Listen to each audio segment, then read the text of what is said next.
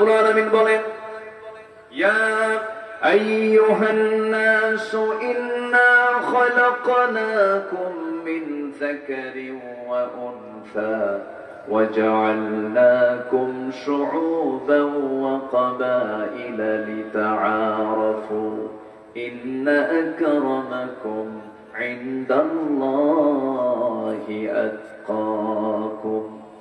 আমি তোমাদেরকে এক নর এবং নারী থেকে সৃজন করেছি এবং তা থেকে বহু গোত্র গোত্র ভাগ করেছি, ভাষা দিয়েছি, বর্ণ দিয়েছি, ইরানি করেছি, ফারসি করেছি, রোম করেছি, চায়না করেছি, জাপানিজ করেছি, কোরিয়ান করেছি, ইউরোপিয়ান করেছি, আমেরিকান করেছি।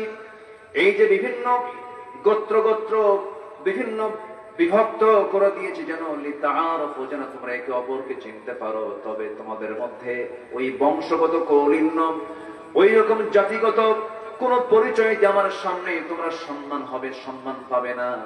আমার সামনে সম্মান পাবে যে বিষয়টা দিয়ে, তার নাম হলো আনুগত্য, তার নাম হলো তাকওয়া, তার নাম হলো ঈমান। জোরে বলেন সুবহানাল্লাহ। আল্লাহর সামনে দাম পেতে হলে ঈমান থাকতে হবে। কি থাকতে হবে বলেন? ঈমান থাকতে হবে। নচেত বংশগত পরিচয় দিয়ে কোনো লাভ নাই। চৌধুরী, সরকার আর শেখ, এই সমস্ত পরিচয় দিয়ে আল্লাহর দরবারে নাজাত পাওয়া যাবে না। তাহলে আমরা বুঝতেছি আমাদের সবচেয়ে বড় বিষয় হচ্ছে আনুগত্যটা এক নাম্বার দরকার। কোরআনের আলোকে মহান আল্লাহর প্রিয়ত্ব অর্জন যদি আমরা করতে চাই, মহান আল্লাহর প্রিয় যদি হতে চাই, 15টা লাইন দরকার, 15টা দিশা আমি আজকে বলতে চাচ্ছি। 15টা পয়েন্টে 15টা গুণ আমরা অর্জন করব। জোরে বলি ইনশাআল্লাহ। আমাকে সময় দেবেন তো নাকি? কারো কোনো আপত্তি নেই? আমি আপনাদের সামনে কথা বলতে আমি একটু ভয় খাচ্ছি, একটু ভয় পাচ্ছি। কেন জানেন? আমার চেয়েও হাজার গুণে ভাষা আপনাদের সুন্দর। ভাষাগত সৌন্দর্যের দিক থেকে আপনারা সৌন্দর্যের পিরামিড, ভাষার সৌন্দর্যের পিরামিড হচ্ছেন আপনারা। মেহেরপুর গোটা পৃথিবীর ভিতরে শ্রেষ্ঠ ভাষায়, সুন্দর ভাষায় তারা বাংলা কথা বলতে পারে। এত সুন্দর ভাষা কথা বলতে পারা অন্য কোনো জেলা মানে কুষ্টিও পারবে না। কুষ্টির মধ্যে পাবনা ঢুকে গেছে, গেদা বা খেয়েছে এরকম লাগে, ঢুকে যায়। তো এরকম কুষ্টিয়ে ঢুকেছে, বিভিন্ন জায়গায় ঢুকছে কম বেশি। যশোরেও কিছু প্যাঁচ আছে, আমার চাঁপাইনবাবগঞ্জের আমার দুরুল হুদা ভাই আসছেন, তাদের মধ্যে কিছু প্যাঁচ আছে, কিন্তু একদম সলিড। মেহেরপুর, গান্নী, মুজিবনগর, এই যে এই বেল্ট এবং চুয়াডাঙ্গার কিছু অংশ একদম সহি, একদম মার পেট থেকে বাংলা ভাষা শিখি আপনারা জন্ম নেন। বলি আলহামদুলিল্লাহ। এত প্রশংসা করলাম, আওয়াজটা এত কম দিলেন, জোরে বলেন না ভাই আলহামদুলিল্লাহ। তবে নোয়াখালীর ভাষা আরো বেশি সুন্দর, আরো বেশি সুন্দর না জটিল। তবে তাদের কাছে তাদের ভাষাই সুন্দর, কোন ভাষাই খারাপ নয়। তবে বাংলার প্রকৃত স্বরূপ যেটা, এটা হচ্ছে মেহেরপুর, চুয়াডাঙ্গা এই অঞ্চল। বলি আলহামদুলিল্লাহ। আর সেই ভাষার জাদুঘরদের সাথে সামনে আমি কথা বলছি, আমি নিজেকেও ভাবতেছি যে কোন দিক দিয়ে কোন যেন স্লিপ হয়ে যায়, ভুল হয়ে যায় কিনা। আপনাদের ভাষা তো আমার চেয়ে অনেক সুন্দর। সম্মানিত ভাইয়েরা, তাহলে 15টা পথ যদি আমরা নিজেদের জন্য প্রস্তুত করতে পারি, আমরা ভালোবাসা পেয়ে যাব কার? ভালোবাসা পেয়ে যাব কার? আল্লাহ যদি আমার হয় আর আমি যদি আল্লাহর হয়ে যাই, আর কাউকে লাগে ভাই?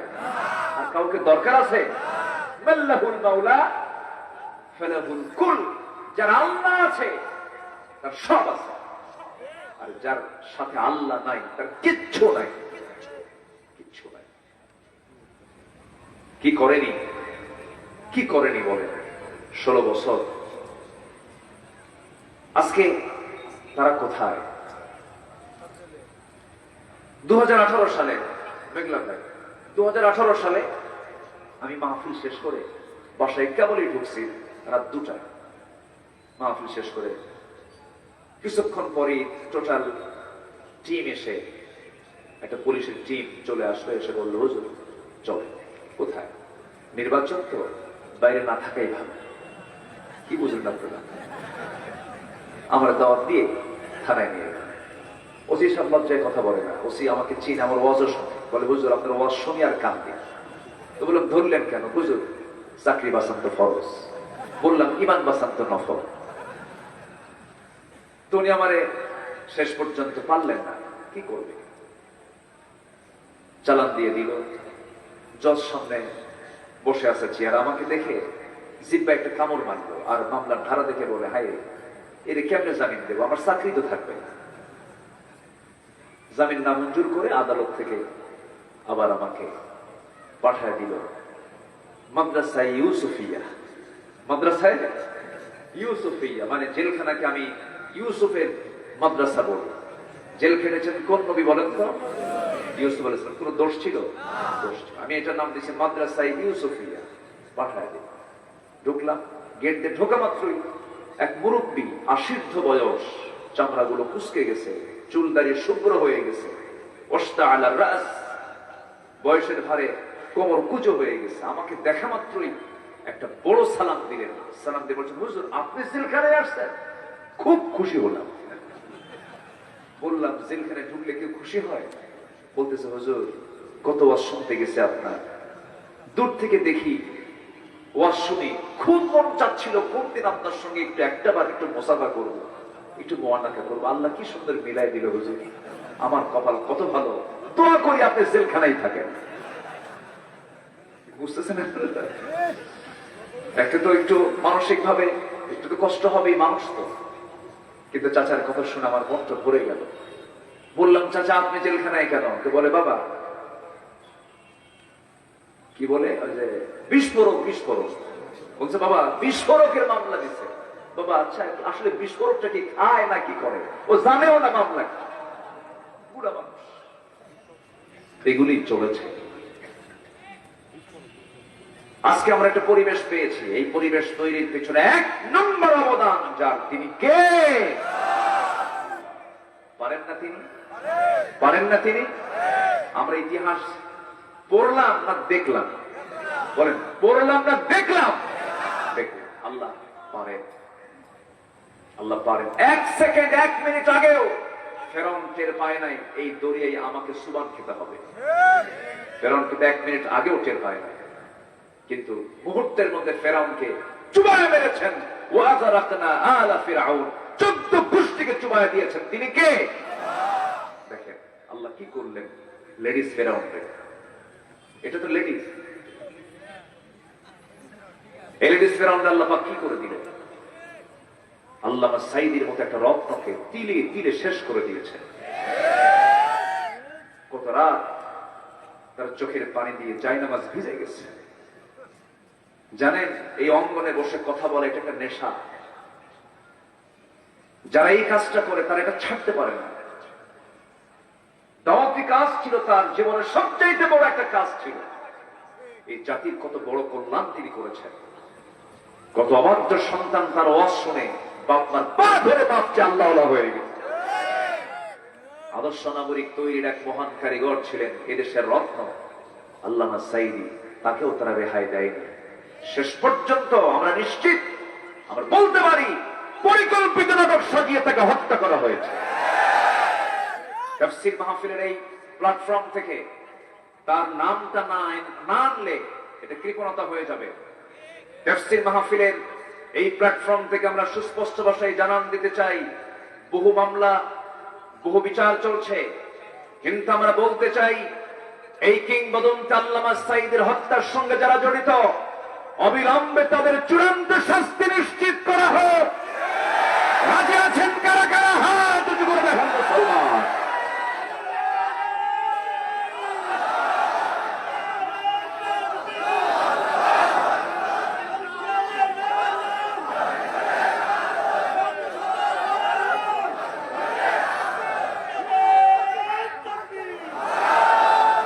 আল্লাহ কবুল করুন, জোরে বলে আমিন। আমরা এমন সুন্দর বাংলাদেশ আমরা সামনে দেখতে চাই যেখানে কোনো জুলুম থাকবে না। রাজি আছেন না ইনশাআল্লাহ? আমরা দরজা খুলে ঘুমাবো, মানুষের সম্পদের দিকে কেউ তাকাবে না। নারী চলবে, পর্দার পরিবেশ নিয়ে চলবে, কেউ উন্মাদনা উত্তেজনা নিয়ে তাকানোর দুঃসাহস করবে না। এমন একটা জনপদকে আমরা দেখতে চাই ভাই, মন থেকে দেখতে চান সবাই। এই জন্য দরকার কার বিধান? আসতে বলবেন না, কার বিধান? বাড়িতে লেগেছে আগুন, নিভানোর জন্য কি দরকার? পানি। চিৎকার করছে বাড়িওয়ালা, যার কাছে যা কিছু আছে তা নিয়ে আমারে বাঁচাও। একজন যাচ্ছিল বাড়ির পাশে দিয়ে, ভ্যানে করে নিয়ে যাচ্ছিল এক ড্রাম ভর্তি ডিজেল। যখন শুনছে যা কিছু আছে তা নিয়ে আমারে বাঁচাও, ডিজেল দিছে বিসমিল্লাহ কয়া ঢেলে। কাম হবে? আগুন কমবে না বাড়বে? আরেকজন যাচ্ছিল ভ্যান ভর্তি লাকড়ি খড়ি নিয়ে, দিছে ঢেলে। আগুন কমবে না বাড়বে? আগুন নিভানোর জন্য পেট্রোল, ডিজেল, অকটেন যেমন, লাকড়ি খড়ি যেমন উপযুক্ত নয়, আগুন নিভানোর জন্য যেমন প্রয়োজন পানির, তেমনি সমাজ রাষ্ট্রের ভিতরে যে আগুন দাউ দাউ করে জ্বলছে, এই সমাজের আগুনকে বন্ধ করার জন্য একমাত্র বিধান হতেছে আল্লাহর বিধান, কোরআনে কারীম। আমার বন্ধুগণ, একটু কান লাগাবেন, মনোযোগ দিয়ে শোনার চেষ্টা করবেন।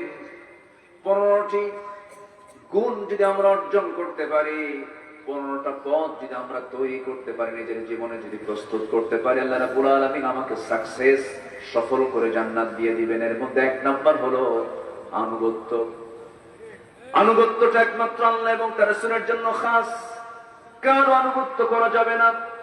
আল্লাহ রাব্বুল আলামিন বলেন আরেক জায়গায়, وَمَن يُطِعِ اللَّهَ وَرَسُولَهُ فَقَدْ فَازَ فَوْزًا عَظِيمًا। যে ব্যক্তি আল্লাহ এবং রাসূলের আনুগত্য করবে, সে মহা সাফল্যে সাফল্যবান হয়ে যাবে। তার কোনো টেনশন নাই, তার কোনো ভয় নাই। এপারে দুনিয়া, ওপারে সে জান্নাতের মেহমান হয়ে যাবে। জোরে বলি সুবহানাল্লাহ। আনুগত্য কাকে বলে একটা এক্সাম্পল দিই, মিসাল দিলে ভালো হয়। আমার নবীজি মক্কার বাসিন্দা ছিলেন, মদিনায় হিজরত করলেন। মামুর বাড়ি বেড়ানোর জন্য নয়, নানার বাড়ি দেখার জন্য নয়। যে নবীর সম্মান এত বেশি ছিল, রাস্তায় হাঁটতেন দিনের আলোতে, সূর্যের তাপ যেন নবীর গায়ে না লাগে। সর্বক্ষণ নবী যখন রাস্তায় হাঁটতেন, এক খণ্ড মেঘ আল্লাহ তার মাথার উপরে সূর্যের নিচে রেখে দিতেন। এত সম্মানের মানুষ তিনি, এত মর্যাদার মানুষ তিনি। মক্কায় টিকতে পারলেন না, মদিনায় চলে আসলেন। দিনের আলোতে বের হতে পারলেন না, রাতের আধারে লুকোচুরি করে ঘর থেকে বের হলেন। মদিনা হলো উত্তর দিক, দক্ষিণ দিকে চলে গেলেন।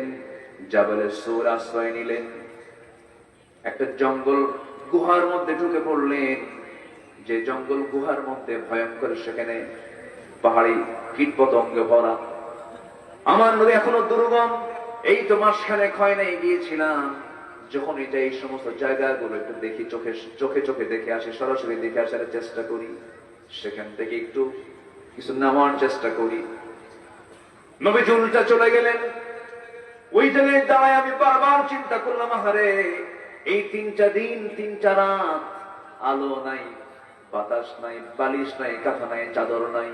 বিশ্ব নবীর মতো মানুষ কেমন করে লুকোচুরি করে এই জায়গার ভিতরে থাকলেন?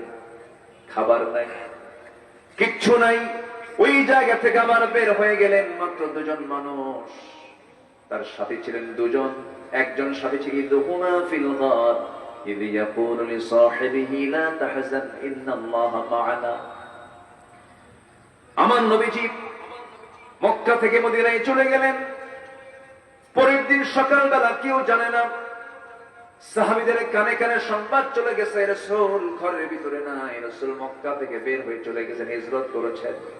একজন পাগল সাহাবী, সাহসী সাহাবী, তার নাম হলো ওমর। তার নাম কি বলে? ওমর। ওমর করলেন কি, ঘর থেকে বের হয়ে রাসূলকে যখন দেখতে পেলেন না, পাগল হয়ে গেছেন। সোজা চলে গেছেন খবর নিতে আবু জেহেলের কাছে। দেখছেন, কোনো ভয় নাই। চলে গেছেন কার কাছে? আবু জেহেলের কাছে। গিয়ে বললেন, আবু জেহেল, আমার রাসূল কোথায়? আবু জেহেল ভয়ে কোনো জবাব দিচ্ছে না, কারণ ওমর যদি খেপে যায়, বড় ভয়ঙ্কর ওমর, একটা অঘটন ঘটিয়ে যেতে পারে। তিনি বলছেন, আল্লাহর কসম করে বলি, আমার নবীর যদি একটা পশমেরও ক্ষতি হয়, ওমরের তরবারি তাকে রেহাই দেবে না। সাহাবায়ে কেরাম অস্থির হয়ে গেছেন। একজন সাহাবী ওই মক্কার বড় একজন ব্যবসায়ী ছিলেন। এই যে আজকে ব্যবসায়ী সমিতির উদ্যোগে মাহফিল, বড় ব্যবসায়ী ছিলেন। সেই ব্যবসা তার এত বড় ছিল, মিলিয়নার সাহাবী ছিলেন, এক্সপোর্ট ইম্পোর্টের ব্যবসা করতেন। যখন সকালে উঠে শুনতে পারলেন রাসূল নাই, ব্যবসায় গেলেন না, বউটাও কালেমা পড়ে নাই, বউটাও ছাড়লেন, সন্তানরাও কালেমা পড়ে নাই। আমরা এই জাগতিক দুনিয়ায় দেখেন ব্যবসা বাণিজ্য, অর্থ, পরিবার পরিজন, সন্তানাদি, বউ বাচ্চা নিয়ে আমরা ব্যাকুল থাকি, এগুলো আমাদের আকর্ষণীয় জিনিস। এই সাহাবী করলেন কি, যখন শুনতে পেলেন পরের দিন সকালবেলা রাসূল নাই, ব্যবসার জায়গায় গেলেনই না, বউকেও কিছু বললেন না, সন্তানদের কিছু বললেন না, শূন্য হাতে, খালি হাতে তিনি মক্কা থেকে মদিনার দিকে রওনা দিলেন। মদিনায় পাড়ি জমালেন। আমার নবীজি মদিনায় যাওয়ার পর ওই মক্কার ধনী মানুষ আব্দুর রহমান ইবনে আউফকে দেখে আমার নবীজির চোখে পানি চলে এলো। ফকিরের মতো বসে আছে সামনে, তার পাশে কেউ নাই। রাসূল নিজের চোখে দেখেছেন কি জৌলুস ছিল, আব্দুর রহমানের বড় বড় ব্যবসা ছিল, সব কিছু ছেড়ে দিয়ে মদিনায় ফকিরের মতো বসে আছে, মসজিদের সামনে বসে আছে। রাসূল বলছেন, আব্দুর রহমান, তোমার চিত্র আমাকে কাঁদিয়ে ফেললো, তোমার কি কষ্ট হচ্ছে না? আব্দুর রহমান ইবনে আউফ বলছেন, ইয়া রাসূলুল্লাহ, আল্লাহর কসম করে বলি, আমি দ্বীন গ্রহণ করেছি, আমি ইসলামকে গ্রহণ করেছি, আমি আল্লাহর আনুগত্য করি, নবীর আনুগত্য করি। যে রাসূল মক্কায় নাই, সেই মক্কায় আব্দুর রহমানের থাকার কোনো প্রয়োজন নাই। জোরে বলুন সুবহানাল্লাহ। আমি চলে আসছি আপনারা জানেন, আমি চলে আসছি আল্লাহর মহব্বতে। আমার নবীজি তাকে জড়িয়ে ধরলেন, জড়িয়ে ধরে বলছেন, আব্দুর রহমান, তুমি কি জানো তোমার বিশাল বড় একটা বাড়ি ছিল, মক্কা আবু জেহেল দখল করে নিয়েছে। সঙ্গে সঙ্গে আব্দুর রহমান বলছেন, ইয়া রাসূলুল্লাহ, আপনি আমাকে এমন করে বলছেন কেন? আবু জেহেল দখল করেছে আমার দুনিয়ার বাড়ি, আর আমি দখল করতে চাই জান্নাতের বাড়ি। সুবহানাল্লাহ। নবী তাকে বারবার পরীক্ষা করছিলেন, জড়িয়ে ধরলেন। এরপরে বলছেন, আব্দুর রহমান, তোমার জন্য কিছুতে ব্যবস্থা করা দরকার, যৌবন আছে, বিয়েতে শাদী করা দরকার, টাকা নেই, পয়সা নেই, দেখি কি করা যায়। মদিনার তার আনসার সাহাবী, একজন আনসার সাহাবীকে ডাক দিয়ে বলছেন, আনসার, এদিকে আসো। এই যে আমার আব্দুর রহমান, তুমি যেমন প্রচুর সম্পদের মালিক, আমার আব্দুর রহমানও প্রচুর সম্পদের মালিক ছিল, দেখো তো কিছু করা যায় নাকি? শুধু এতটুকু বলেছেন। ঘোড়ার পিঠে তাকে উঠায় নিয়ে আনসার সাহাবী নিয়ে চললেন খেজুর বাগানের দিকে। দুইটা বড় খেজুর বাগান দেখায় দিলেন, হাজার হাজার গাছ মিলে একটা বাগান। দুইটা বাগান দেখানোর পর আনসার সাহাবী বলছেন, ভাই আব্দুর রহমান, নবী আমাকে দায়িত্ব দিয়েছেন, এই দুইটা খেজুর বাগান দেখালাম, যে বাগানটাই তোমার পছন্দ হবে সেই বাগানটাই মুহূর্তে আমি তোমার নামে দলিল করে দেব। শুনলেন তিনি, মুস্কি হাসি মারলেন, বলছেন, ভাই আনসার, আর কি বলতে চাও বলো। আমি জানি এই মদিনায় কোন মেয়ের বাবা তোমার সঙ্গে তার মেয়েকে বিয়ে দেবে না, কিন্তু তোমার তো যৌবন আছে, আমার আল্লাহ পাক একাধিক স্ত্রী দিয়েছেন, দুটো বউ দিয়েছেন, একটা বউকে তালাক দেব, আর সেই বউটাকে তুমি তোমার বউ বানায় দিবা। কি মোহাব্বত তাদের মাঝে কাজ করেছে। আব্দুর রহমান ইবনে আউফ বুকের মধ্যে জড়িয়ে ধরে আনসার সাহাবীকে বলছেন, ভাই খেজুর বাগানও লাগবে না, বউ তালাকও লাগবে না, আমার একটু বাজার দেখায় দাও, একটু ব্যবসা শিখায় দাও, একটু পুঁজি হালকা দিলেই হয়ে যাবে, ব্যবসা শুরু করব আমি। ব্যবসা শেখায় দেওয়া হলো। সেই ব্যবসা করে করে সামান্য কয়েক রতি সোনা তার কামাই হলো। বিয়েটাকে প্রয়োজন মনে করলেন, বিয়ে করতে গেলেন, মেয়ে পছন্দ হয়ে গেল, বিয়ে শাদী হয়ে গেছে। 3-4 দিন পর নতুন পোশাক, নতুন তার ঘ্রাণ, নতুন তার গায়ে সুগন্ধি লাগানো। নবীর দরবারে আসলেন, রাসূলকে সালাম করলেন। রাসূল বলছেন, আব্দুর রহমান, তোমাকে দেখে তো গতিমতি ভালো মনে হচ্ছে না, কেন? কি ব্যাপার, তোমার গায়ে তোমার সুগন্ধি মনে হচ্ছে, চেহারার মধ্যে নূর চমকাচ্ছে, বিয়ে করছো নাকি? হুজুর বিয়ে করছে, আমার দাওয়াত দিলেন, হুজুর মনে ছিল কি ছিল না বলে। অনেক সময় বিয়ের সময় কিন্তু কাছের বন্ধুরও বাদ পড়ে না, মনে থাকে না। তুমি যে বিয়ে করলে আমাকে বললে না কেন? হুজুর সত্যি কথা, বিয়ে করতে গেছি, হয়তো বিয়ে হবে না, কিন্তু বিয়েটা কেমন যেন হয়ে গেল হুজুর, ভুল হয়ে গেছে, আমারে মাফ করে দেন। হুজুর বলছেন, না না, জরুরি কাজ বিয়ে করে নিয়েছো, ভালো কথা, কিন্তু টাকা পাইলা কোথায়? মোহরানার টাকা তুমি কেমন করে পরিশোধ করলা? হুজুর, ওই যে আপনার আনসার সাহাবী ব্যবসা দেখিয়ে দিয়েছিল, ব্যবসা করে কয়েক কোটি সোনা কামাই করেছিলাম, আল্লাহ বারাকা দিয়েছেন, তাকে টোটালি মোহরানা পরিশোধ করে রানী বানায় আমার ঘরে তুলে নিয়ে আসছি। আমার নবী হাত উঁচু করে দোয়া করছেন, আল্লাহ আমার আব্দুর রহমানের পরিবারে এবং ব্যবসায়ী তুমি আল্লাহ বরকত দিয়ে দাও। এত বরকত হলো, মৃত্যুর সময় 13 সন্তান ঘরে রেখে দুনিয়া থেকে বিদায় নিলেন এবং তার সন্তানরা এত পরিমাণ সম্পদের মালিক হয়েছেন যে কুড়াল দিয়ে কেটে কেটে সোনা ভাগ করতে হয়েছিল। তাবুক অভিযানের দিন আব্দুর রহমান নিজে 3 বস্তা সোনা দান করেছিলেন। যেরকম সুবহানাল্লাহ। তা আনুগত্য করলে কি আবার লস আছে নাকি? আনুগত্য করলে লাভও আছে। জোরে বলি আল্লাহু আকবার। ইসলাম মানে কি অভাব অনটন না। ইসলাম যেখানে কায়েম হবে সবচাইতে সচ্ছলতার মুখ সেই জাতি দেখতে পাবে। আল্লাহু আকবার বলেন। সম্মানিত ভাইরা, আনুগত্য করব আমরা কার? আসতে বলবেন না কার? আরো চিৎকার মেরে বলেন কার? এক জায়গায় না সব জায়গায়? সব জায়গায়। আমার বন্ধুগণ, 1 নম্বর আমরা শেষ করলাম। 15টা গুণ আমরা অর্জন করব, আল্লাহর প্রিয় বান্দা হয়ে যাব। নাম্বার 2 হলো নফসের সকল কুপ্রবৃত্তি থেকে নিজেকে বিরত রাখতে হবে, নফসকে পরিশুদ্ধ করতে হবে। যা কিছু করলাম, নামাজ পড়লাম, রোজা রাখলাম, সব ইবাদত করলাম, নফসের বিশুদ্ধতা নাই, সব জিরো হয়ে যাবে। আল্লাহ রাব্বুল আলামিন সুন্দর করে বলছেন, قد أفلح من تزكى وذكر اسم ربه فصلى بل تؤثرون الحياة الدنيا والآخرة خير وأبقى إن هذا لفي الصحف الأولى صحف إبراهيم وموسى জোরে বলুন আল্লাহু আকবার। নফসের ট্রিটমেন্ট করতে হবে, নফসের চিকিৎসা করতে হবে, কোরআন দিয়ে ট্রিটমেন্ট করতে হবে। একজন জমি কিনলো আপনার জমির ধারে, জমি কিনলো একজন, ঘুম হয় না আপনার, সারা রাত শুধু টেনশন, আহারে কি কামটা হলো রে, কপাল থাপড়ায় বলে কি কামটা হলো রে, কি আছে না বলেন? এই যে আপনার মধ্যে হিংসাটা কাজ করছে, এই জাতীয় সমস্যা হলে পরে এটার ট্রিটমেন্ট করতে হবে। যখন আপনার মধ্যে হিংসা আসবে, যখন আপনার মধ্যে অহংকার আসবে, যখন হিংসা, অহংকার, লোভ, পরনিন্দা, পরচর্চা যখন দেহের মধ্যে ঢুকে যাবে, নফসের মধ্যে ঢুকে যাবে, তখন ভাবতে হবে আমার ক্যান্সার হয়ে গেছে, নফসের ট্রিটমেন্ট করা দরকার। আমার বন্ধুগণ, আল্লাহর কাছে নফসকে পরিশুদ্ধ করার জন্য দোয়া করতে হবে। ইয়া মুকাল্লিবাল কুলুব সাব্বিত কলবি আলা দীনিক, ইয়া মুকাল্লিবাল কুলুব সাব্বিত কলবি আলা দীনিক। আল্লাহর কাছে চাইতে হবে, আল্লাহর কাছে বলতে হবে, আল্লাহ আমাকে অহংকার মুক্ত রাখো, আল্লাহ তুমি আমার মধ্যে লোভ মুক্ত হৃদয় দিয়ে দাও। আল্লাহর কাছে চাইতে হবে, আল্লাহর কাছে বলতে হবে। নফস তো এমন একটা জিনিসের নাম, বারবার ওয়াসওয়াসা দেওয়ার জন্য শয়তান বারবার হিট করে। একজন নবীকে বড় ফিতনার মধ্যে আল্লাহ পাক তাকে ফেলে দিয়েছিলেন, কিন্তু সেই ফিতনায়, সেই পরীক্ষায় আল্লাহ নবী ফেল করেন নাই, তিনি পাশ করেছিলেন। নারী ফিতনায় পড়েছিলেন। কোন নবী বলেন? বলেন কোন নবী? কোন নবী? ইউসুফ আলাইহিস সালাম। কিন্তু সেই ফিতনায় তিনি ফেল করেছেন না পাশ করেছেন? ফেল করেছেন না পাশ করেছেন? পাশ করেছেন। মন চায় এই নারীর দিকে চেয়ে থাকি, মন চায় না? চুপ করে আছে, মনে সব ফেরেশতা হয়ে বসে আছে। মন চায় না? মন তো চাবে, মনের কাজই হলো চাওয়া। এটা চাই, ওটা চাই, চাবেই মন।